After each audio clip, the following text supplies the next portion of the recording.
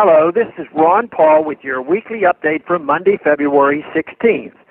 Last week, President Obama sent Congress legislation to authorize him to use force against ISIS and associated persons and forces anywhere in the world for the next 3 years. This is a blank check for the President to start as many new wars as he wishes, and it appears Congress will go along with this dangerous and costly scheme. Already, the military budget for next year is equal to all but the very peak spending levels during the Vietnam War and the Reagan military buildup, according to the Project on Defense Alternatives. Does anyone want to guess how much will be added to military spending as a result of this new war authorization? The U.S. has already spent nearly $2 billion fighting ISIS since this summer, and there hasn't been much to show for it. A new worldwide war on ISIS will likely just serve as a recruiting tool for jihadists. We learned last week that our bombing has led to 20,000 new foreign fighters signing up to join ISIS. How many more will decide to join each time a new U.S. bomb falls on a village or a wedding party? The media makes a big deal about the so-called limitations on the President's ability to use combat troops in this legislation. But in reality, there is nothing that would add specific limits. The prohibition on troops for enduring or offensive ground combat operations is vague enough to be meaningless. Who gets to determine what enduring means? And how difficult is it to claim that any ground operation is defensive by saying it meant to be defense of the United States?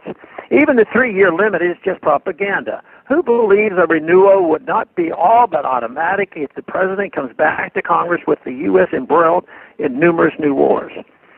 If this new request is not bad enough, the President has announced that he would be sending 600 troops into Ukraine next month, supposedly to help train that country's military.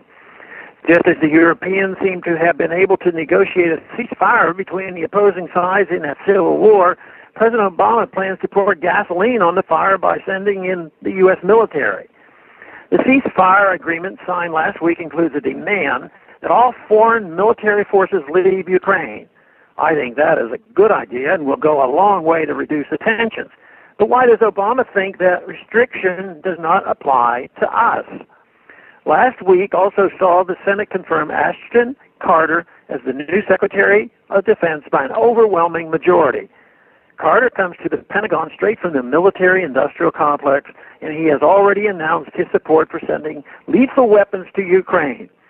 Senator John McCain's strong praise for Carter is not a good sign that the new Secretary will advise caution before undertaking new U.S. interventions. As we continue to teeter on the verge of economic catastrophe, Washington's interventionists in both parties show no signs of slowing.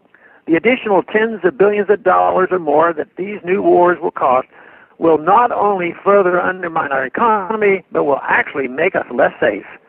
Can anyone point to a single success that the interventionists have had over the last 25 years?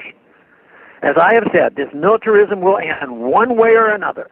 Either enough Americans will wake up and demand an end to Washington's foreign adventurism, or we will go broke and be unable to spend another fiat dollar on maintaining the global U.S. empire. Thanks for calling this update. A new update is placed on this number, 888-322-1414 every Sunday. The written text can be found on my Ron Paul Institute website at www.ronpaulinstitute.org and on my Facebook page. Thanks for calling.